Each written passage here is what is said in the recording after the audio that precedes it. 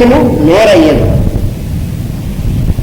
వాయువులకు సగుడైనటువంటి అగ్నిహోత్రుడుగా ఉన్నటువంటి రూపం ఇచ్చేట ఆ రూపం అయిందంటే నోరుగా అయిందంటే మనకి నోరు ఉంది. ఆ నోరు అనేటువంటిది ముఖస్థానం అనేటువంటిది ఏమిటి మనకి? అది రెండు పనులు చేస్తుంది. ఒకటేమో ఉచ్చారణ స్థానము, రెండోది ఆహారాన్ని లోపలికి స్వీకరించేటువంటి స్థానము. రెండు కూడా డబుల్ పర్పస్. హాస్యము లేక నోరు అనేటువంటిది. అందువల్ల అక్కడ అధిదైవంగా ఉన్నటువంటి వాడు దేవత ఎవరంటే అగ్ని. ఎందుకంటే మన యొక్క వాక్కు బయటికి ఉచ్చరించేందుకు కారణమైనటువంటి శక్తి కూడా అగ్నే. అలాగే ఆహారాన్ని లోపలికి తీసుకోవడానికి పనిచేసేటువంటి శక్తి కూడా అగ్నే. అందుకని అగ్ని లేకపోతే అసలు ఏం లేదు మనకి. అందువల్ల అగ్నిగా ఆయన మారాట. అగ్నిహోత్ర రూపం ధరిస్తే ఆ ఉన్నటువంటి ప్రదేశమే నోరుగా ఇంట. అందు తాను జీవుడుగా మొదట పనిచేయడం ఆరంభించను, శబ్దంను ఉచ్చరించడం మొదలుపెట్టాను. ఇది ఆయన మొట్టమొదటి చేసింది. అట్లే మరి ఒక తావున ఉన్న తన వెలుగు యొక్క రూపము చూచివాడుగా వేరయ్యను. ఆ ప్రదేశము కన్నుగా పనిచేసను. చూడడం అనేటువంటిది, చూచుట అనేటువంటి శక్తిగా ఎప్పుడైతే వేరయ్యాడో ఆ ఉన్నటువంటి ప్రదేశమే జీవులకు కన్నుగా ఏర్పడింది. మన కళ్ళు అనేటువంటివి ఎందుకు ఏర్పడ్డాయి అనంటే ఆ కన్ను ద్వారా చూచుట అనేటువంటిది భగవత్ శక్తి పనిచేయడం వల్ల ఈ అవయవం ఏర్పడింది. దీనివల్ల ఏం జరుగుతుంది? దీనివల్ల అనంటే వేరుగా తనకన్నా వేరుగా ఉన్నటువంటి చూచేటువంటి ప్రక్రియ, దానికోసం ఈ కన్ను ఏర్పడింది. ఆ ప్రదేశము కన్నుగా పనిచేసను. అందు చూసినట్టు తన కాంతి సూర్యుడుగా అవతారముందెను. ఈ చూసేటువంటిది ఎవరండి అనుకుంటాం. మన కన్ను ఉన్నాయి, కన్ను చూస్తోంది, కన్ను చూడదు అనుకుంటా. కళ్ళు చూస్తాయి, కళ్ళు చూడవు. కళ్ళు చూడడం మనకు నిజమైతే చనిపోయినటువంటి వాడు కళ్ళు కూడా చూడవే, వాటంతా చూస్తాయి కళ్ళు. లేదా మన కనుగుడ్డును తీసి బలమే పెట్టామనుకోండి, ఆ గుడ్డు చూస్తుందా? చూడదు. అందుకని కళ్ళు చూడవు. లోపల ఉన్నటువంటి కాంతి అనేటువంటిది అది ఎవరు? నేను అనేటువంటి వాడు. ఆయనే సూర్యుడు, మనలో పనిచేసేటువంటి వాడు. ఇలా చూడబడ్డానికి కావాల్సినటువంటి చూసేటువంటి శక్తి ఏదో, చూడబడేటువంటి శక్తి కూడా అదే. అందువల్ల సూర్యుని యొక్క కాంతే మనం చూడడానికి కారణం అవుతుంది. మన లోపల నుంచి పనిచేసేదనే మన బయట వస్తువులు మనం కనబడేందు కోసం కూడా పనిచేసేది ఆ కాంతే. అందువల్ల సూర్యకాంతి అనేటువంటిదే. ఆ సూర్యుడు కన్నుతో సంయోగమంది రూపమును తెలియుట అని విజ్ఞానము సృష్టించుకొనెను. అందువల్ల మన కన్నుకి అన్ని కనిపిస్తున్నాయంటే అర్థం ఏమిటి? ఆ సూర్యుడు వీటన్నింటినీ కూడా వెలిగింపజేస్తున్నాడు. అందువల్ల మనకు కనిపిస్తున్నాయి. మనకు వస్తువులు ఎట్లా కనిపిస్తాయండి? మన కన్నుకి రిఫ్లెక్షన్ అనేటువంటిది, అదే మనం ఫిజిక్స్ లో లైట్ అనేటువంటి దాంట్లో చెప్పుకునేటువంటిది. అందువల్ల బయట ఉన్నటువంటి వస్తువులు సూర్యుని చేత ప్రకాశింపజేయబడి అవి మళ్ళీ మన కంట్లోకి, మన కన్ను వాటిని ప్రసరించడం అనేటువంటి చేయడం వల్ల ఈ సంయోగం ఉందే, దీనివల్ల మనకు కనిపించడం అనేటువంటి ప్రక్రియ జరుగుతుంది. ఇది మనకి మామూలుగా మనం కొంచెం ఆ మాత్రం శాస్త్రం చదువుకునేటువంటి విజ్ఞాన శాస్త్రం చదువుకునే ఆ మాత్రం తెలుస్తుంది. అయితే ఇది సూర్యుడి కారణంగా అనేటువంటిది మాత్రం అంతగా తెలియకపోవచ్చు. ఇక్కడ చూడండి, మనలో ఉన్నటువంటి లోపలటువంటి సూర్యుడిగా ఈ జ్ఞానమును పొందుతా అనేటువంటి దానికి పనిచేస్తున్నాడు ఆయన. లేకపోతే మనం వస్తువును చూసామనుకోండి, ఆ వస్తువు జ్ఞానం మనకు ఎడగలుగుతుంది. ఎప్పుడైతే ఆ బయట నుంచి ప్రకాశిస్తున్నటువంటి సూర్యుని యొక్క ప్రకాశం వల్ల ఆ వస్తువు మనకి కనిపించినటువంటిది జరుగుతుందో, ఆ సంయోగం అనేటువంటిది, సంయోగం అంటే ఆ కలయిక అనేటువంటి దానివల్ల మనలో ఆ వస్తు జ్ఞానము మనం కలుగుతుంది. అందుకని వస్తు జ్ఞానం కలిగేందుకు కూడా ఆ సూర్యుడే కారణం. మళ్ళీ అది మనం చూడడానికి కారణమైనే, ఆ వస్తువులు ప్రకాశించడానికి కారణమైనే, ఈ జ్ఞానం కలగడానికి కూడా కారణమైనే ఆ సూర్యుడు ఆయన నుంచి పుట్టినటువంటి వాడు. తర్వాత తనలో కొంత భాగము చర్మముగా అవతరించను. ఈ విరాట్ పురుషుల్లో కొంత భాగం చర్మంగా అవతరించుకుంటారు. అందు తాను వాయువుగా దేవతారూపము నుండి స్పర్శ జ్ఞానము అను విజ్ఞానమును సృష్టించుకొనెను. ఈ చర్మంగా ఏర్పడినటువంటి దాంట్లో ఆ భాగంలో ఆయన వాయువుగా రూపాంతరం చెందాడు. అక్కడ ఆయనేనండి. ఆ ఎలక్ట్రిసిటీయే అన్ని బల్బుల నుంచి వస్తూ ఉంటుంది. కానీ ఆ ఎలక్ట్రిసిటీయే ఒక బల్బులో నుంచి ఉన్నప్పుడు ఇది పెద్ద వోల్టేజ్ అంటాం, ఇంకో దాంట్లో నుంచి చిన్న వోల్టేజ్ అంటాం, అదే ఫ్యాన్లో తిరుగుతుంటే ఇవన్నీ కూడా ఒకటే. అందువల్ల ఈ రూపాంతరాలు చెందినటువంటిది ఆయనే. కానీ అక్కడ అగ్నిగా పనిచేస్తాడు, ఇక్కడ వాయువుగా పనిచేస్తాడు, ఇక్కడ సూర్యుడిగా పనిచేస్తాడు, అంతా ఆయనే. అది ఇందులో ఉన్నటువంటిది. నిజవాసంబును ఆశ్రయించి జీవుండు స్పర్శేంద్రియ గతుండై పృథగ్భావంబయ్యే శ్రోత్రంబుల దిక్కుల అచ్యుత కళాంశంబులకు శ్రవణేంద్రియయుక్తంబులై నిజస్థానంబునం పొందిన జీవుండు శబ్దజ్ఞానగతుండవు వెండియు తాలువు నిర్భిన్నంబైన లోకపాలుండవు వరనుండు అందు ప్రవేశించి రసనేంద్రియంబుచే ప్రకాశించడం ప్రాణి రసంబులం గ్రహించే పరమేశ్వరుని నాసికేంద్రియంబు పృథగ్భావంబు నుండి ఆశ్వనేయాధిష్టానంపైన ఘ్రాణాంశంబు నొందిన జంతువు గంధగ్రహణ సమర్థంబయ్యే వెండియు భిన్నంబైన చర్మంబును ఔషధులను పరమ పురుషాంశంబులైన కేశంబులం కూడి నిజ నివాసంబునందిన జీవుండు గండూయమానుండకు భిన్నభూతంబైన మేఘ్రంబునం ప్రజాపతి రేతంబున నిజస్థానంబునందిన జీవుండు ఆనందంబునం వరయు భిన్నభావంబులైన గుణంబున మిత్రుండు అచ్యుతాంశంబును పొంది వాయువును కూడి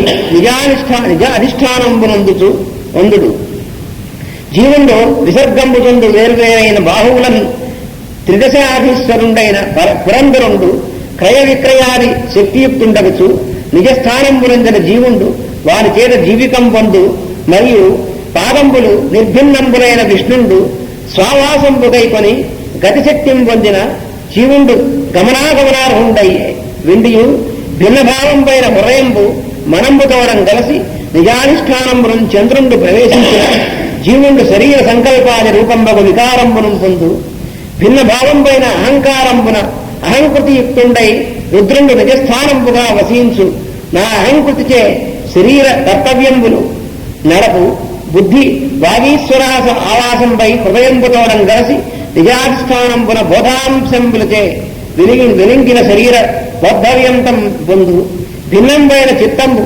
బ్రహ్మావాసంపై చేతనాంశంబునొందిన ప్రాణి విజ్ఞానంబునం పొందు అట్టి విరాట్ పురుషుని శీర్షంబున సర్గంబును జరణంబుల వసుమతియు నాభియందు గగనంబును కలిగే సత్వాది గుణ పరిణామంబుల అమరులైరి ఊర్జిత సత్వగుణంబున ఆ దేవతలు త్రిదివంబును పొందిరి రజోగుణంబున మనుషులను గవాదులను ధరణిం పొందిరి తామసంబున భూతాదులైన రుద్ర పారిషాదులు జావా పృథివ్యంతరంబగు వియత్తలంబును పొందిరి ముఖంబు వలన ఆమ్నాయంబులు ఉత్పన్నంబులయ్యే వెండియు. ఆ విరాట్ పురుషుడు తన చుట్టూన్న చోటును దిక్కులుగా ఏర్పరచను. దిక్కులు కాబట్టి ఏంటి అనంటే ఆయన చుట్టూ ఉన్నటువంటి చోటు ఉంది. ఈ చోటును ఏం చేశాడంటే ఈ చోటుని దిక్కులుగా విభజించట ఆయన.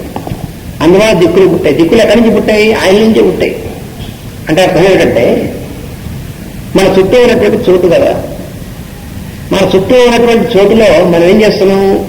మనకి ప్రజ్ఞ మెలుగాంచేపటికి మన ముందు, మన వెనుక, మన ఇటు పార్శ్వం, మన ఇటు పార్శ్వం అనేటువంటి విభాగం ఏర్పడింది. ఏర్పడేప్పటికీ చోటులో దిక్కులు ఏర్పడ్డాయి. ఇవి మనకు ఎలా ఏర్పడ్డాయంటే ఇది విరాట్ పురుషుడైనటువంటి ఆయనకి ఏర్పడడం వల్ల ఈ దిక్కులు ఏర్పడి దానివల్ల మనకి ఈ భావం ఏర్పడింది. ఇది ఆయన వల్ల మనకే ఏర్పడింది. కానీ మనం అనుకుంటాం అంటే మనలాగే భగవంతుడు కూడా అనుకుంటాం. అంటే కొడుకు పోయిన తండ్రికి వచ్చింది అన్నట్టుగా. తండ్రి పోయి కొడుకు వస్తుందా, కొడుకు పోయిన తండ్రికి వస్తుందా? అలాగే ఆయనలో ఉన్నటువంటి లక్షణాలు మనకు వచ్చాయి, కానీ మన లక్షణాలు ఆయనకి రాలేదు. నేను మొట్టమొదటి ఆయనలో పుట్టింది. ఆ విరాట్ పురుషుడు తన చుట్టూ ఉన్న చోటును దిక్కులుగా ఏర్పరచను. తనలో కొంత భాగమును చెవిగా విభజించుకొని. అంటే ఎలా అంటే అసలు మొత్తం అంతా తానే.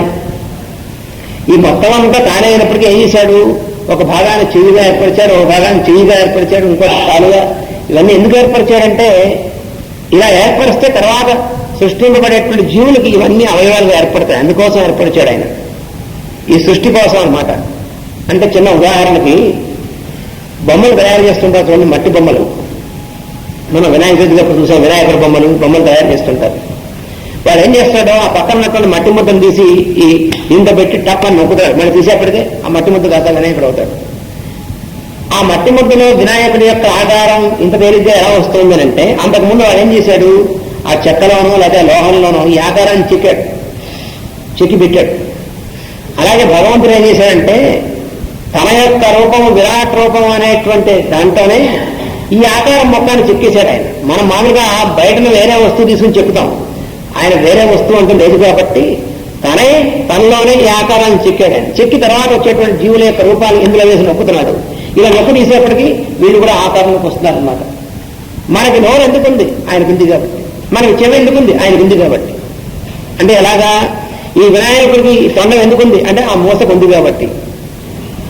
అలాగే ఇది కూడాను. అందుకని మొత్తానికి అందరికీ మోడల్గా తన్నే చెప్పుకున్నాడు ఆయన. అది ఆయన చేసిన పని. అది ఇక్కడ చెప్తున్నాడు అనమాట. తస్య త్వష్టా విదభత్ రూపమేతి. త్వష్ట అంటే చెక్కేటువంటి వాడు అర్థం. త్వష్ట అనేటువంటి ఆయన ఒక ప్రజాపతి. ఆ ప్రజాపతిగా ఉన్నవాడేవాడు ఆయనే, విరాట్ పురుషుడే. ఆయన ఇంకో వేషం వేసుకొచ్చాడు. త్వష్ట అనేటువంటి మాటకు అర్థం ఏంటి? చెక్కువాడు అంటే కార్వింగ్ చేసేటువంటి వాడు అంటే త్వష్ట అంటారు.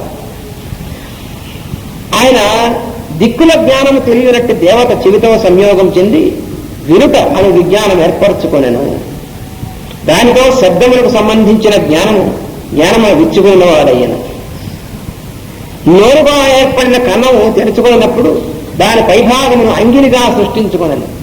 ముందు ఒక కన్నం పెట్టేట. మన బ్రహ్మగారు ఎట్లా తయారు చేస్తారు చూడండి. ముందు ఏం చేసేటంటే అంతా ముద తీసుకున్నట్ట. మూడో మాసం కదా, మూడో మాసం తయారవడానికి అనమాట. మనం ఎప్పుడూ గుర్తుపెట్టుకోవాలి లోపల. భాగవతం మనం మూడో స్కంధంలో ఉన్నాం. అందుకని మనం తల్లి గర్భంలో ఉన్నప్పుడు మూడవ మాసంలో మనకు ఏమేమి తయారవుతాయో ఆ కథ అనమాట ఇది. అందుకని ఏం చేసేట, ముందు ఈ ముద్ద పట్టుకున్నట్ట. ఈ ముద్ద పట్టుకుని ఇలా ఒక కన్నం పెట్టి, ఇలా ఒక కన్నం పెట్టి, ఇలా ఒక కన్నం, ఇలా కన్నం పెట్టేట. ఈ ఇలా పెట్టినటువంటి కన్నం కాస్త మన నోరు అయి వచ్చింది. దాని లోపల ఏం చేశాడంటే ఆ పైన అంగిలి పెట్టేట. తీసుకురండి, కుర్చీలో కూర్చుంటే అంటే ఆయన కూర్చోగల ఒక చిత్రాసనం అయింది. అందువల్ల ఆయన ఏం చేశాడంటే నోరు అనేటువంటిది కన్నం తీసుకొచ్చాడు. కన్నం పెట్టి దానిలో పైన అంగి లేనటువంటిది ఏర్పాటు చేశాట. చేస్తే అందు తాను వరుణుని అవతారం ఉందను. వరుణుడుగా అవతారం చెందట ఆయన ఆ అంగిల్లో. అంగిని సంయోగం అంది రుచి చూచుటాను విజ్ఞానం సృష్టించుకున్నాను.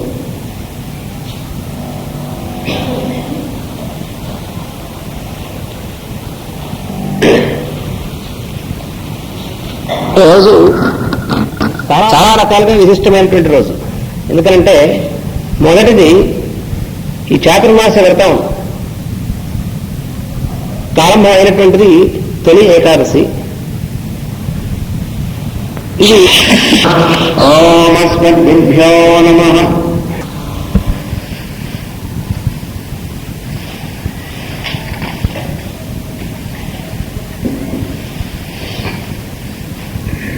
ఆ విరాట్ పురుషుడు యొక్క విశేషాలన్నీ కూడా మైత్రేయ మహర్షి వివరిస్తున్నారు. ఇంకాను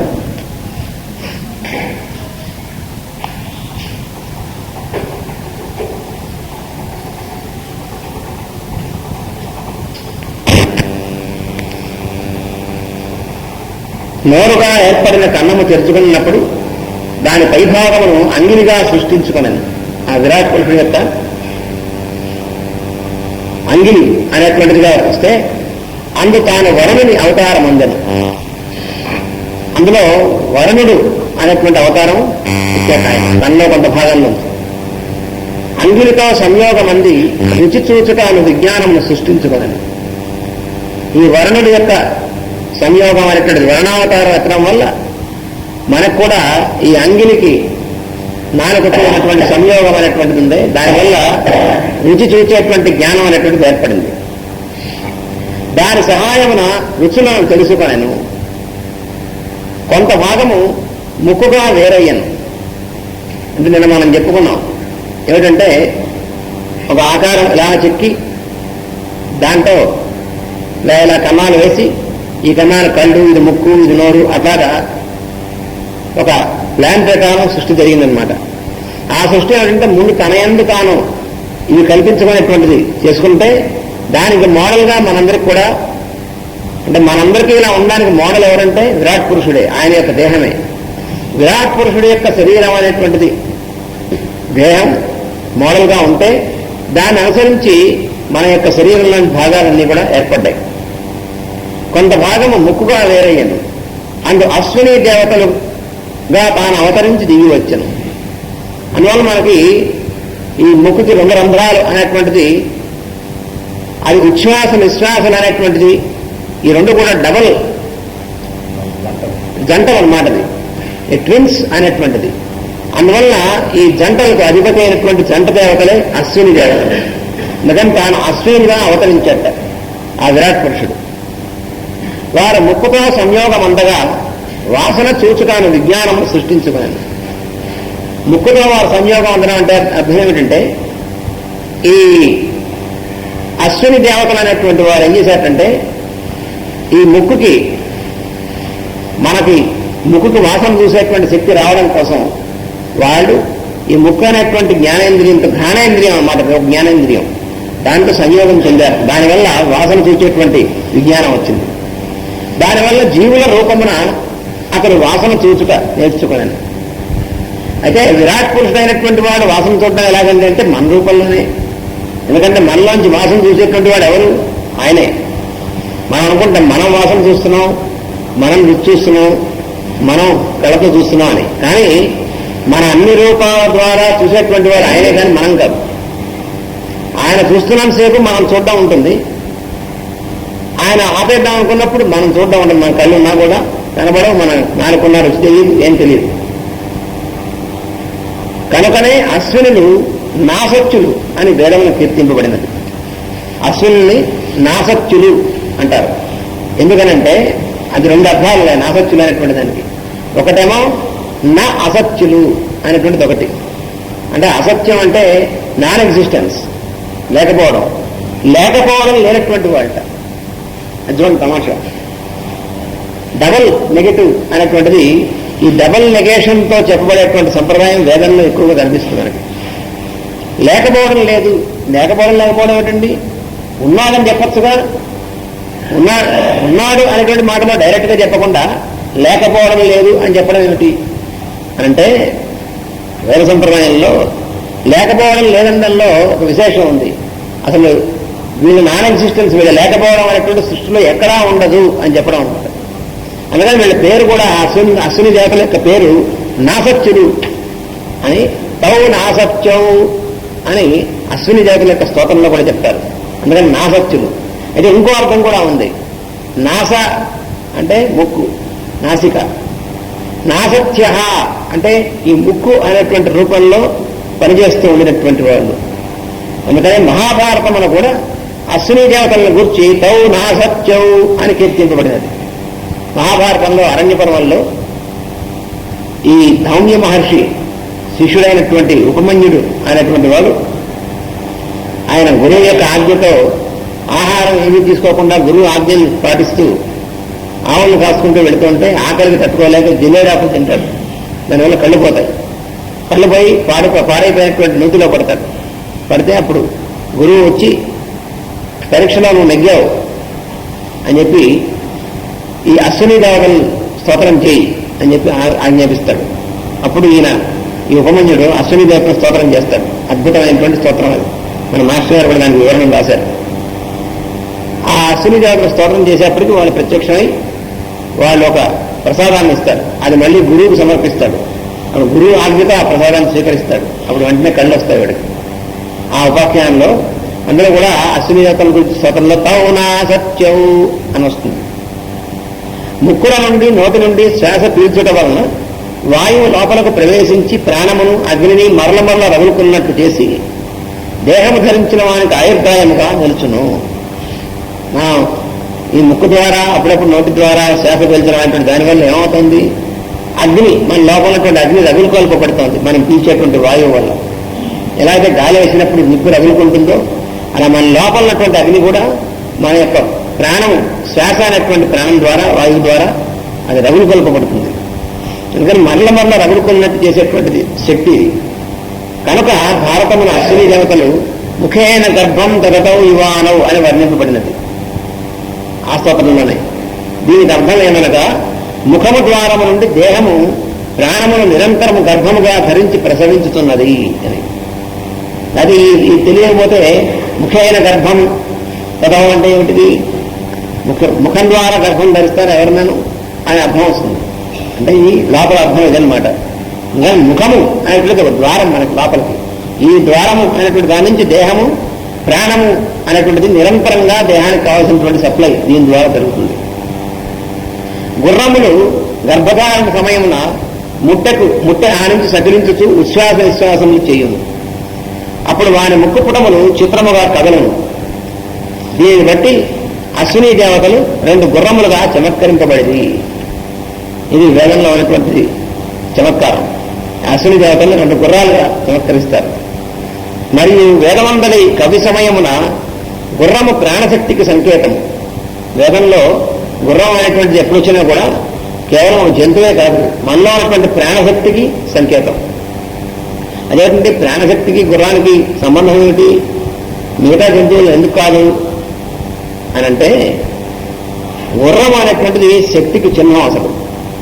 ఎందుకంటే గుర్రానికి ఉన్నటువంటి ప్రత్యేకమైన లక్షణాలు కొన్ని ఉన్నాయి. ఒకటి ఏంటంటే, గుర్రానికి దాని యొక్క శరీరం మీద ఎక్కడ ఏ చిన్న స్పర్శ కలిగినా వెంటనే అక్కడ స్పందిస్తుంది గుర్రం. మనం చేయలేం అట్లా. అంటే మనకు స్పర్శ తెలిసినప్పటికీ దాన్ని మనం ఎక్కడైనా ఈగ వాడిందనుకోండి, దాన్ని మనం ఇలా తోలుకోవాల్సిందే కానీ ఇక్కడ నుంచి ఇట్లా అనలేం కదండి. అలా ఏమీ అనలేము గుర్రం తప్ప. కొంతవరకు ఆవు మొదలైనటువంటి అవి కూడా తోకతో కొట్టుకోవాల్సిందే కానీ గుర్రం మాత్రం జాగ్రత్తగా దూరం చేస్తే ఎక్కడైనా సరే ఖండించగలదు. రెండవది, గుర్రం నిద్రపోవక్కలే. దాన్ని పడుకుని కళ్ళు మూసుకుని నిద్రపోవాల్సిన అవసరం గుర్రానికి లేదు. జాగ్రత్తగా దూరం చేస్తే గుర్రానికి బాగా అలసట కలిగినప్పుడు ఏం చేస్తుంటే ఒకసారి పడుకుని అటు ఇటు దొల్లేసి మళ్ళీ లేచి నిల్చుంటుంది. దాంతో అయిపోతుంది దాని శక్తి వచ్చేస్తుంది. అది గుర్రానికి ఉన్నటువంటి ప్రత్యేకమైన లక్షణాలు. ఇంకా శ్రవణము, వినేటువంటి శక్తి కూడా గుర్రానికి చాలా ఎక్కువ.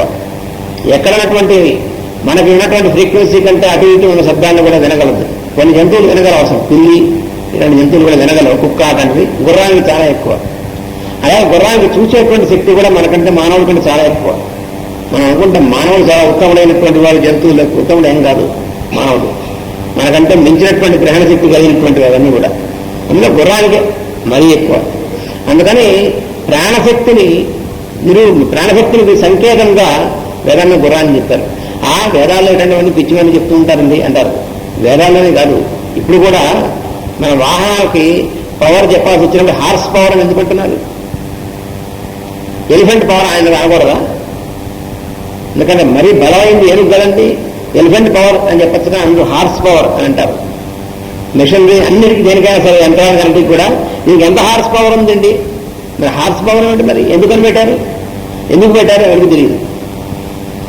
అది ఏదో పెట్టేశారు అలా నడిచిపోతాం అనుకుంటారు, కానీ హార్స్ ఎందుకు పెట్టారు అడగండి ఎవరైనా సరే. మీరు మెకానికల్ ఇంజనీర్ని ఎవరైనా అడగండి, అంటే హార్స్ పవర్ ఎందుకు పెట్టారు? Elephant power, lion power, tiger power ఉండటచ్చు కదా, ఏం లాభం లేదు. ఇవన్నీ కావు. హార్స్ పవర్ ఎందుకంటే శక్తికి సంకేతం గుర్రమే, ఇంకోటి కాదు. చివర్తమానం కలిగింది. చివర్తమానం అంటే స్వామివారు అనుగ్రహించినటువంటి విషయం. అశ్వ స్వ అంటే రేపు, నిన్న రేపు అనేటువంటి. అంటే లేకపో కత్తిరించబడ్డది. నిన్న రేపు కత్తిరిస్తే వర్తమానం ఎప్పుడు ఉంది. అది దాని పేరు కూడా అశ్వము అని పేరుంది కదా. స్వ అనేటువంటి పదానికి సంస్కృతంలో నిన్న లేదా రేపు అని అర్థం. Yesterday or tomorrow. ఇది అశ్వ అంటే నా స్వ. అశ్వ అంటే స్వ అంటే నిన్న అనేటువంటిది లేదు, రేపు అనేటువంటిది లేదు. ఎప్పుడు ఎవర్ ప్రజెంట్ లో ఉంటుంది గుర్రం. అది శక్తి శక్తి స్వరూపం. అది అందులో శక్తి కంటిన్యూస్ సప్లై. ప్రాణశక్తి సప్లైలో అయిపోవడం ఉంటుందండి, అయిపోవడం ఎప్పుడు. కాబట్టి మనకు అప్పుడప్పుడు నీరసంగా ఉండడం అనిపిస్తుంది. ఎందుకంటే మనలోకి వచ్చేటువంటి సప్లై మనం అడ్డుపెట్టుకుంటాం, అందుకే నీరసం వస్తుంది. అంతేగాని అసలు అక్కడ అయిపోవడం ఉండదు. ప్రాణశక్తి అయిపోవడం ఉండదు, సౌరశక్తి అయిపోవడం ఉండదు. సోలార్ ఎనర్జీ అయిపోతుందా? అప్పుడప్పుడు పేపర్లో గుగులు పుట్టినప్పుడు వేస్తూ ఉంటారు వాడు ఎవరో సైంటిస్ట్. ఆ సూర్య గోళాల్లో హీలియం ఉంది, ఆ హీలియం ఉన్నంతకాలమే ఉంటుంది. ఈ హీలియం ఏదో 2 లక్షల సంవత్సరాల్లో అయిపోతుంది అని అక్కడ మొహం అయిపోతుంది. సౌరశక్తి అయిపోవడం అంటూ ఉండదు అసలు. అది నెవరండి ఎనర్జీ. కన్సర్వేషన్ ఆఫ్ ఎనర్జీ కూడా ఉంది కదా, స్వప్నం కూడా ఉంది. ఒకప్పుడు కన్సర్వేషన్ ఆఫ్ ఎనర్జీ అనేది కెమిస్ట్రీలో, ఫిజిక్స్ లో వాటిలో వచ్చేది. అంటే చిన్న కొంచెమే చెప్తారు, అది కొద్దిగా చెప్తారు. దానికి మొత్తం విశ్వానికంతటికి ఉత్తమం దానికి అంతటికీ అన్వయింపజేసిందేమో వేదం.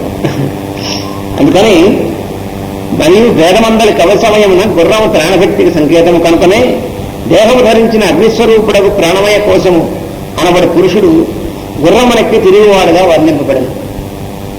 గుర్రం ఎక్కి తిరిగా అంటే ఇప్పుడు అనుకునే అర్థంలో కాదు. ఇప్పుడు గుర్రం ఎక్కంటే వేరే అర్థం వస్తుంది అనుకోండి, ఆ అర్థం కాదు. అతని పేరు వైశ్వానరుడు. కూడా ఉన్నది వైట్ హార్స్ బొమ్మ కూడా వైట్ హార్స్. అతని పేరు వైశ్వానరుడు అనగా విశ్వమందరి జీవుల దేహములలోని దేవతలకు నరరూపము. అతడు శ్వాసయందని వాయువు వలన నాడీ మండలమునందు చైతన్యమును అగ్నిని తగులుకొల్పును. ఈ విజ్ఞానమునే ఉదంకుడు గ్రహించినప్పుడు అతడు గుర్రము చెవిలో ఊదగా దేహమందరి నాడలందు అగ్ని పుట్టను అని భారతములో వర్ణింపబడింది. ఇదొక ఉంది. ఈ ఉదంకుడు అనేటువంటి వాడు ఇంకోడున్నాడు. వాడు ఈ ఋషి శిష్యుడే. అదొక కథ భారతంలో వస్తుంది. అది వాడేం చేశాట, గురువుకి గురుదక్షిణ ఏమన్నారని అడిగట. నాకే అన్నట గురువు అంటే అమ్మగారిని అడిగట, గురుపత్ని. ఆమె అంటే నాయన ఆ నాగలోకంలో నాకు చెవిలో పెట్టినటువంటి కుండలాలు ఉంటాయి, పట్టుకొచ్చి పెట్టండి ఆవిడ. నాగలోకం ఎక్కడ, దాని నుంచి కుండలాలు లేవని పెట్టి బయలుదేరాడు వీడు. బయలుదేరి గురుదక్షిణ తీసుకురావాలి, పట్టుకుంటూ బయలుదేరాడు. అవి ఆ వాటి కాపలా కాసేవాడు తక్షకుడు. వాడు తక్షకుడు అని ఒక సనాస్పం ఉన్నాడు. వాడు అందుకని వాడేం చేస్తాడు, ఈ కుండలాలు ఎప్పుడు వీళ్ళు ఏంటి కొట్టదామని చూస్తుంటాడు వాడు. ఈ కుండలాలు ఎక్కడున్నాయి, ఈ కుండలాలు నాగలోకంలో కాదు, ఒక రాజుగారి భార్య దగ్గర ఉన్నాయి. ఒక రాజుగారి భార్య దగ్గర ఉన్నాయి. అవి ఎత్తుకుపోదామని వాడు చూస్తున్నాడు తక్షకుడు గారు. ఈయన అడిగాడు, ఆ రాజుగారిని అడిగాడు. అడిగితే సార్ రాజుగారి భార్య ఆమె మహాపతివ్రత, గురుపత్నికి కావాలి అంటే ఈసారి ఇస్తానందాడు. ఇస్తానని జాగ్రత్తగా చూసుకొని ఆయన తక్షకుడు కూడా ఎత్తుకుపోతాడు. ఇప్పుడు ఆవిడ దగ్గర నుంచి ఎత్తుకుపోలేడు, ఎందుకంటే ఆవిడ మహాపతివ్రత, అక్కడ రాలేడు వాడు తక్షకుడు. అందుకని ఈ కుర్రాడు చెప్పారు, జాగ్రత్త వాడు కానీ మధ్యలో నేను మోసరించి ఎత్తుకుపోతాడు జాగ్రత్త. అలాగే అన్నాడు.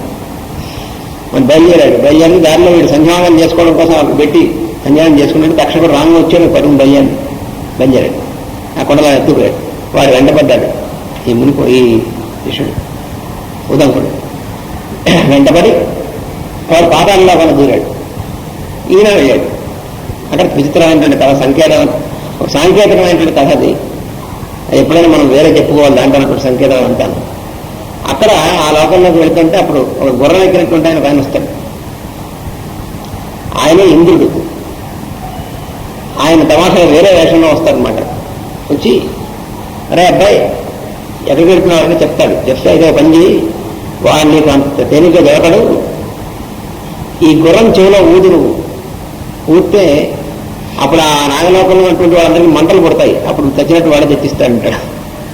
అప్పుడు ఈ గుర్రం చెవిలో ఊదుతాడు. ఊదితే అక్కడ లోపల మంటలు పడతాయి నాగలోకంలో. అప్పుడు ఆ పెద్ద పెద్ద పావులన్నీ ఎగిరిపోతాయి. అప్పుడు వాళ్ళు తెలుసుకుని తక్షకుని తిట్టి నీ వల్ల మన లోకం అంతా భస్మైపోతుంది, పై తీసుకెళ్ళి ఇవ్వని చెప్పి అప్పుడు కోపడితే వాళ్ళు తీసుకొచ్చి ఇస్తారనమాట. ఇది తమాషైన కథ, అది ఒక సంకేతం అండి. అందుకని అసుల యొక్క చరిత్రలో కూడా ఉన్నది. గుర్రం రాశి అశ్విని నక్షత్రంతో ప్రారంభం, అశ్వముఖం. దాని తర్వాత ధనురాశి ఉంది. అశ్వము యొక్క వెనుక అది. ఈ మొత్తము సంకేతం అంతా కూడా ఒక పెద్ద అశ్వం. ఆ ప్రక్కనే ఉన్నది ధనురాశి పక్కన ద్వాదశ రాశిలో ఉంటుంది. అది వృశ్చిక రాశి. అది బాధ. అలాగే ఈ మొత్తము ఈ ప్రయాణం చేసిందంతా కూడా ఒక ఆధ్యాత్మిక ప్రయాణం చేశారు వాడు. మొత్తం అంతా కూడా ఆ ఆరాధన చేసుకుంటూ ఆ రాసుల యొక్క ప్రభావాల వల్ల ఆ రాసుల్లో ఉన్న అధిదేవతలందరినీ ఆరాధన చేసుకుంటూ వచ్చి కురుక్షేత్రమైనటువంటి ధనుస్సులోకి ఆ చివరి ఆ మూల నక్షత్రం చివరికి అక్కడ వచ్చేటప్పటికల్లా వారికి పరిపూర్ణమైనటువంటి అనాదయం కూడా కలుగుతుంది. సంకేతార్థం గురు అనుగ్రహం కలిగింది ఆచార్య యొక్క వివరణ. అది మొత్తం చిత్రం అంతా అనగా మేషం దగ్గర నుంచి ధనుస్సు దాకా ఉన్నటువంటి ఆకారం అంతా కూడా ఒక అశ్వాకారం. ఆ అశ్వాకారంలో కృష్ణభాగమేమో దీనికి ఇచ్చారు ధనురాశికి, ముఖభాగమేమో మేషరాశికి ఇచ్చారు. అందుకనే ఆయన్ని అశ్విని నక్షత్రం కనుక హయగ్రీవుని హయగ్రీవం అని అన్నాను సార్. గ్రీవం అంటే మెడకాయ. హయగ్రీవ ఉపాసన అశ్వని. అక్కడి నుంచి ప్రారంభం చేశారు. హయగ్రీవ ఉపాసన చేసుకుని నువ్వు వెళ్ళరానైనా అంటే అక్కడి నుంచి ప్రారంభం చేసుకుంటూ అన్ని రాసుకుని అన్ని అధిదేవతల్ని కొలుసుకుంటూ వచ్చాడు వాడు వదులుకుడు. ఆ మొత్తం పరిపూర్ణమైనటువంటి యోగ జ్ఞానం అక్కడికి వచ్చేసి చెప్పి ఇంకా సంకీర్ణార్థం నాన్నగారు నేను గుర్రం చెవిలో ఊదగా దేహమంబరి నాడులేందు అగ్ని పుట్టను అని భారతంలో వర్ణించాను. చర్మము వేరైనప్పుడు అగ్నుల్లో పుట్టటం కూడా మేషం కూడాను అగ్నితత్వ రాశి, ధనస్సు కూడా అగ్నితత్వ రాశి. ఇదేమో జలతత్వం, ఏది వృశ్చికం, ఇదేమో పాతాళలోకం. అపాతాళలోకం అంటే ఇప్పుడు నాగలోకం. నాగ ప్రశంసి అద్భుతంగా ఉంటుంది. ఇది భారత రత్నంలో అన్నయ్య గారు చక్కగా రాశారు ఉపాఖ్యానంలో. కానీ మహాప్రార్థన చేశారు నాగలోకం. నాగ ప్రశంసి చేయిస్తారు రాశారు. ఇవన్నీ కొంచెం మంచి పద్యాలు.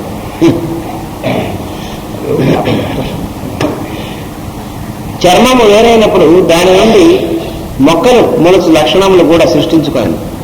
దానిచే అవి అతని కేశములుగా ఏర్పడదు. ఈ కేశముల యందు పనిచేస్తున్న స్పర్శ జ్ఞానం మూలమున తాను జీవుల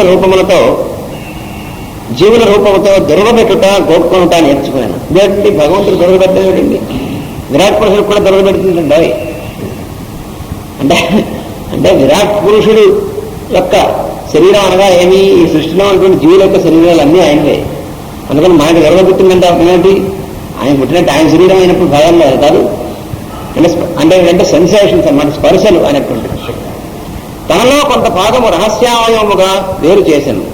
అందు శుక్రమన ధాతువును సృష్టించుకోలేదు. వానికి అధిపతి అయి తాను ప్రజాపతి అయిన దేవతగా అవతరించాను. అతడు శుక్రముతో సంయోగమంది జీవుల రూపమున స్త్రీ పురుష సంయోగ రూపమున సుఖం అనుభవించడం నేర్చుకోలేదు. దేహము దిగువ ఒక రంధ్రమును ఏర్పరచుకొని తాను వాయువు రూపముగా అవతరించను. అతడు ఆ వాయువును కూడి మలము విసర్జించుటాన్ని విజ్ఞానము కల్పించుకున్నాను. తనలో కొంత భాగము చేతులుగా వేరయ్యను. అను తాను ఇంద్రుడను దేవతగా దిగి వచ్చను. ఇంద్రుడు చేతులతో సంయోగమంది ఇచ్చుట పుచ్చుకొనుట అని విజ్ఞానమందు విచ్చుకునను. ఇచ్చుటకును పుచ్చుకొనుటకును నడుమ సమత్వము తెలుసుకొని అమ్ముట కొనుట అనబడి వాణిజ్య విజ్ఞానముగా విచ్చుకొనను. దానితో దేహమునకు జీవనోపాధి ఏర్పరచుకున్నాను. అంటే మన జీవులకి అన్నీ ఎక్కడి నుంచి వచ్చాయంటే విరాట్ పురుషుడి నుంచే వచ్చాయి. భాగవతంలో మనకి ఇందులో మనకు కనబడుతున్నటువంటి ఈ మైత్రేయ వారు వివరిస్తున్నటువంటి దాంట్లో జీవులకి ఏ ఫ్యాకల్టీస్ వచ్చినా మనకి దేహావయవాలు వచ్చినా ఆయన నుంచే వచ్చాయి. దేహావయవముల యొక్క వ్యాపారం అంటే పనులు అనమాట, అవి కూడా విరాట్ పురుషుడి నుంచే వచ్చాయి. కానీ మనంతరం మనకి ఎక్కడి నుంచో వచ్చేటువంటివి కావు. అది ఇక్కడ చెప్తున్నటువంటిది. ఇది మనకి వేరే ఎక్కడ కనపడదు. వ్యాపారం అంటే యాక్టివిటీ, వ్యాపారం అంటే ఇక్కడ ఒక చమత్కారం కూడా పెట్టినాం. దుస్వభావ రాశులు ఉన్నాయి. అనగా రెండు స్వభావాలు చూపించేటువంటి రాశి చక్రంలో ఉంటాయి. అవి ఏమిటంటే కన్యా రాశి, మీనరాశి. దుస్వభావాలు అన్నప్పుడు ముఖ్యంగా ధనువు రాశి దుస్వభావ రాశి. అది ఈ మెడని ఈ భాగాన్ని అంతా చూపిస్తుంది. ఇదంతా కూడా బాహువులు కూడా చూపిస్తుంది. అంటే జంటల్ని కూడా చూపిస్తుంది. జరాసంధత్వం కూడా ఉన్నదని జరాసంధుడు కూడా చెప్తారు. అయితే రాశికి సంబంధించినటువంటి అధిపతి ఎవరంటే బుధుడు. ఈ బుధులకు ఇందాక చెప్పినట్టుగా వ్యాపారము అని అన్నారంటే యాక్టివిటీ అని ఒక అర్థం, బిజినెస్ వాణిజ్యం అనేది కూడా అర్థం. అందుకని వీళ్ళకి బిజినెస్ కూడా ఇచ్చారు బుధుడికి. బుధులకు వ్యాపార కారకత్వం కూడా దీని నుంచే వచ్చినటువంటిది. చేతులతో అమ్మటం, కొనటం, తీసుకోవటం అనేది వినియోగం ఇచ్చారు. ఆ రాసుల యొక్క చరిత్ర కూడా దాంట్లో ఏమిటి ఉన్నది. విరాట్ పురుషుడు భాగం కదా, స్వరూపమే అసలు రాజచక్రం. తనలో రామకృష్ణ యొక్క అంగములన్నీ కూడా అంగ ప్రత్యంగ విభాగం 12 భాగాలు చేసింది కూడా. అందుకే శాస్త్రం మేషం శిరస్సు అని, తర్వాత ఆనమని, దాని తర్వాత ఏమో కంఠమని, తర్వాత వక్షస్థం అని చెప్పి కోడకం అని, దాని తర్వాత జఠరం, దాని తర్వాత నాభి, దాని తర్వాత విషయాంగాలు, దాని తర్వాత ఏమో మామూలుగా ఊరు, దాని తర్వాత మోకాళ్ళు, ఈ చెప్పలు, ఇవన్నీ కూడా మొత్తం పాదములు దగ్గరికి వచ్చేటప్పటికల్లా మీనములు మొత్తం 12 భాగాలు పూర్తయిపోతాయి. అదే విరాట్ కృష్ణుడు యొక్క అవయవ స్వరూపం మనకు కనబడుతుంది. మనకు దర్శనంగా ఇచ్చినటువంటి రాశి చక్రం. ఆ రాశిచక్రం వెనకాల ఉన్నటువంటి ఆ తత్వం, కాన్షియస్నెస్ ఉంది. అది చక్కని రాశిచక్రం ఏర్పడడానికి కావాల్సినటువంటి ప్లాన్ అనమాట. ఆ రాశిచక్రం వల్ల భూమి మీద దిగుతున్న మీద ఆ అక్షరాన్ని భూమి మీద పడుతున్నాయి. అదే జీవుల యొక్క ఆకారాలు. అది మోడల్స్ అన్నీ అక్కడ ఉన్నాయి. ఆ మోడల్స్ కూడా దిగుతుంది, భూమి కూడా గర్భధారణ చేస్తుందని చమత్కరించారు వేదంలో కూడా. తనలో కొంత భాగం పాదములుగా వేరయ్యను. విష్ణువు అందు తాను విష్ణువు అను దేవతగా అవతరించను.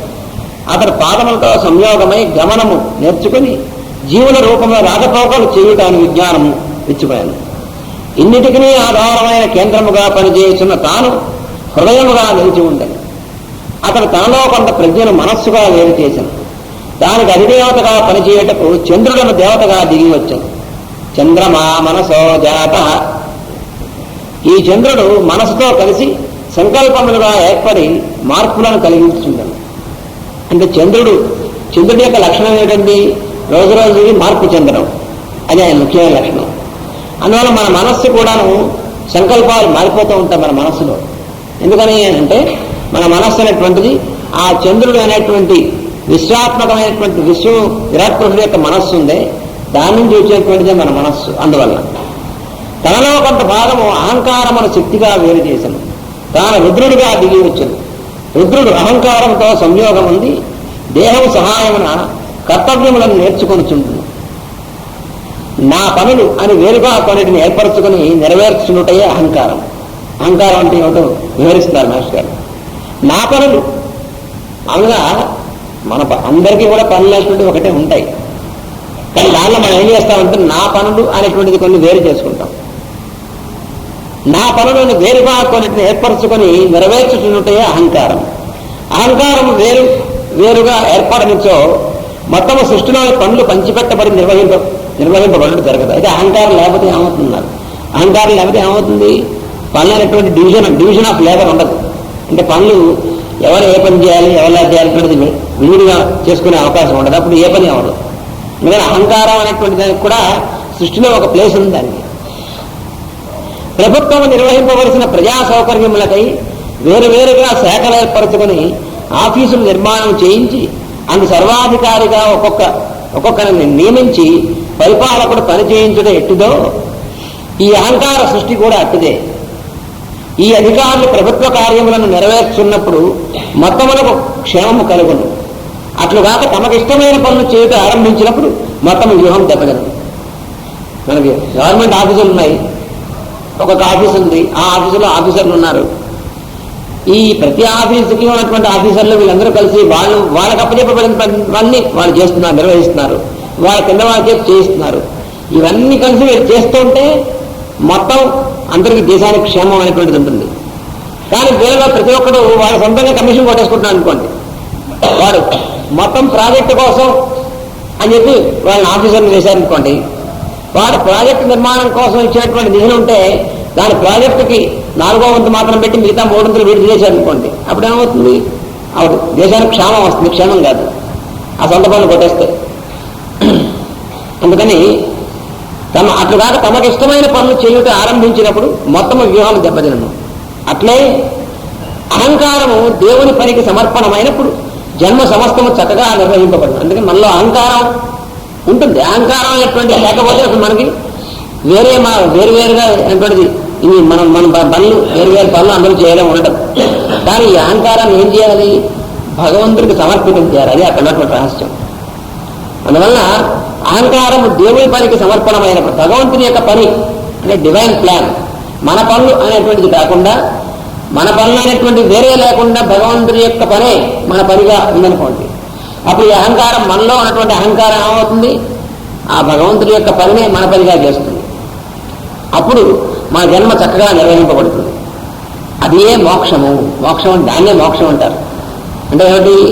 మన యొక్క జన్మ అయినప్పటికీ అది మన జన్మ అయినటువంటిది కూడా భగవంతుని యొక్క పనికి వచ్చేటువంటి జన్మగా ఉన్నటువంటిది అయితే ఆ ఉన్నటువంటిది మోక్షం అంటే. అట్లుగాక అహంకారమునకు సొంత పని అని వేరుగా ఏర్పడినచో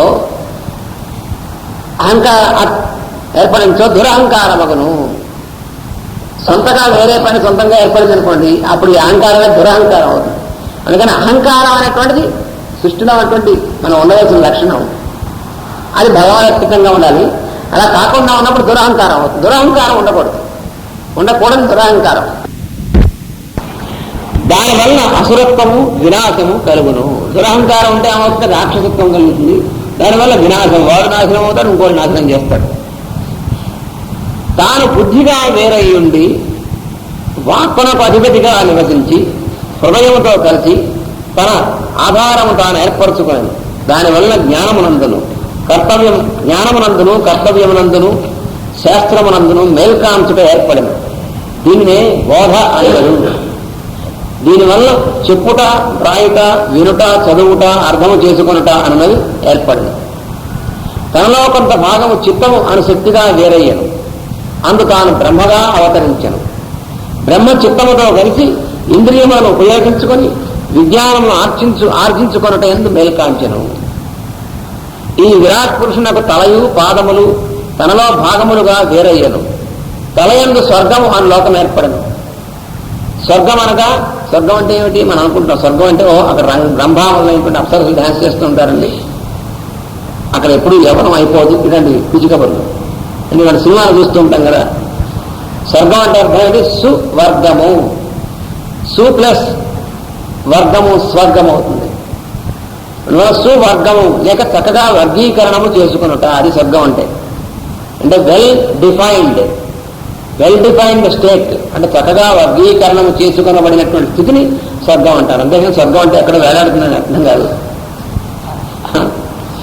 ఈ లోకమునందు జీవుడుగా దేవుడు వసించుట వలన దేవతల మనలో శక్తులుగా పనిచేయుట, ఇంద్రియములను మనస్సును మున్నగు వాణిని దేహమును ఉపయోగించుకొనుట, సృష్టిలో తానొకడుగా ప్రవర్తించి ఆనందము పొందుట సాధ్యమగును.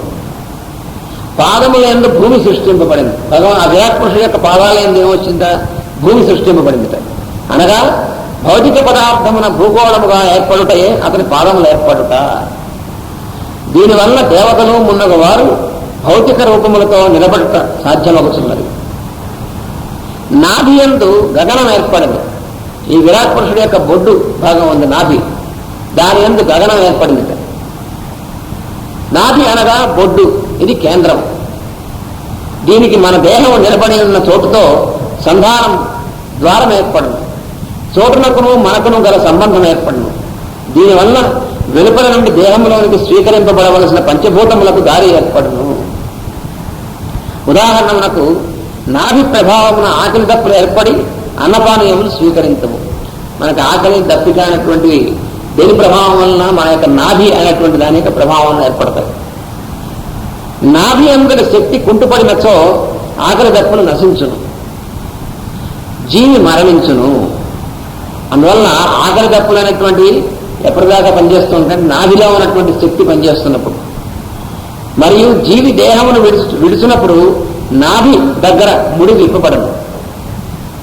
మన జీవి అంటే మనలో ఆ జీవికి శరీరానికి ఉన్నటువంటి బంధం ఉండే సంబంధం అది ఎక్కడ ఉంటుంది? నాభి దగ్గర ఉంటుంది.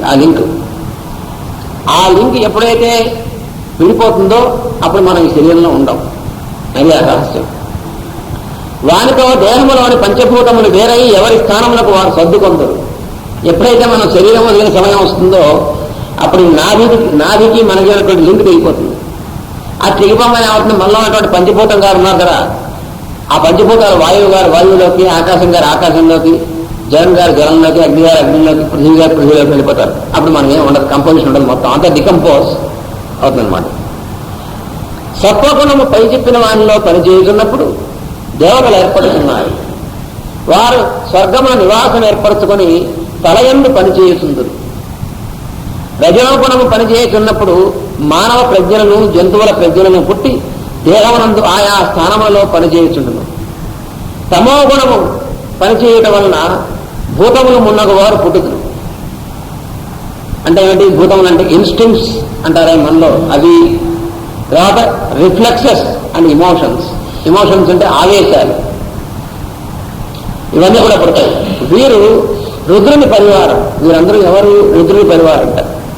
వీరు భూమికి గగనమునకు నడుమ గల అంతరిక్షమునందు వసించరు. అందుకని పైన ఉన్నటువంటిదేమో సువర్లోకం లేక గగనం, మధ్యలో ఉన్నటువంటిది అంతరిక్షం లేక రుద్రలోకం, కింద ఉన్నటువంటి వసులోకం లేక భూలోకం. కనుకనే వీరందరికీ నాభి కేంద్రస్థానం. ఈ మధ్యలో ఉన్నటువంటిది నాభి కదా, పైన ఉన్నటువంటి తల, కింద ఉన్నటువంటి పాదాలు. ఈ తల ఏమో సువర్లోకం, ఈ మధ్య ఉన్నటువంటిదంతా అంతరిక్ష లోకం, దానికి సెంటరే నాభి, కింద ఉన్నటువంటి పాదాలు భూలోకం. జీవుని ప్రజ్ఞ నాభి యందు పనిచేస్తున్నప్పుడు జీవుడు ఆవేశ స్వభావం కలవాడై తీవ్ర రోషాదులు కలిగి ఉండదు. మనలో ఉన్నటువంటి ప్రజ్ఞ నాభి దగ్గర పనిచేస్తున్నప్పుడు మనకు తీవ్రమైనటువంటి కోపం, ఆవేశం, మన విపరీతమైనటువంటి ఆవేశం వస్తుంది. అవతల వాళ్ళు ఏమైనా చెప్పారంటే వెంటనే వాడిని కలిసేసేట్టు, మేము బీటేసేట్టు ఆవేశం వస్తుంది. ఇది ఎవరికి? వాడి యొక్క ప్రజ్ఞ నాభి దగ్గర పనిచేస్తున్నాయి అంటే ఇమోషనల్ డిస్టర్బెన్స్ అనమాట. వాడికి విపరీతమైనటువంటి ఇమోషన్స్ ఉంటాయి. అంటే మనలో అటువంటి చక్రాలను చెప్పుకుంటే ఏమంటే మనలో అటువంటి మణిపూరం అనేటువంటి చక్రం ఉంది. ఆ మణిపూరం అనేటువంటిది వాటర్ అనేటువంటి ఎలిమెంట్ సంబంధించినటువంటిది. ఆ వాటర్ అనేటువంటిది ఎలిమెంట్ ఉంటే ఆ వాటర్ అనేటువంటి ఎలిమెంట్ మనలో ఆవేశం కలిగించేటువంటి ఎలిమెంట్ అది. అందువల్ల అది దాని తర్వాత ఉన్నటువంటి స్వాధిష్టానం అనేటువంటిది అగ్నితత్వం ఉంది. ఈ కిందనేమో మూలాధారం. ఈ మూడు కూడా అధోలోకాలు మనలో, లేయర్ ట్రయో అంటారు దాన్ని, అధోలోకాలు. ఈ అధోలోకంలో మాత్రమే ప్రజ్ఞ కలిగినటువంటి వాళ్ళు ఉంటారు. వాళ్ళు మాత్రం ఎప్పుడు రుసరుసలాడుతూ ఉంటారు. ఇంకా అసలు రుసరుసలాడుతూ ఎవరికైనా సరే, ఎవరి మీద సరే ఎగడం, కోపడడం, వాదించడం, ఇవన్నీ ఎవరో ఆవేశాలు, ఇమోషనల్ డిస్టర్బెన్సెస్. అంటే ఈ లోవర్ నేచర్ అన్నమాట మనలో అనుకుంటుంది. అందులో ప్రజ్ఞ కలిగినటువంటి వాళ్ళు. అతడే జీవుడు ఆవేశ స్వభావం కలవాడే తీవ్ర రోషాదులు కలిగి ఉంటాడు. అతడే తమోగుణ స్వభావుడు. అది తమో గుణం. అది జీవుని ప్రజ్ఞ శరీర ధర్మమునందు ప్రవర్తిస్తున్నప్పుడు మానవుడుగా నుండి ప్రజ్ఞ మధ్యస్థముగా ఉంటుంది. కనుక సంసార జీవుడైన మానవుడు రజోగుణ స్వభావం. తమోగుణమేమో మరీ లోయెస్ట్, రజోగుణమేమో కొంచెం మిడిల్, సత్వగుణం చాలా పైనటువంటిది. జీవుని ప్రజ్ఞకు శిరస్సు, హృదయము ముఖ్య స్థానములైనప్పుడు సత్వగుణమునందు పనిచేయదు. సత్వగుణమునందు పనిచేయచ్చు దివ్య లక్షణములు కలవారై తపస్సు, దానము, రక్షణము, దేవుని యందు నమ్మకము, ధర్మ ప్రవర్తనము, వైరాగ్యము కలిగి మోక్ష స్థితిలో జీవించరు ఈ సత్వగుణం కలిగినటువంటి వాడు. అందువల్ల సత్వగుణం కలగాలంటే మనకి మన యొక్క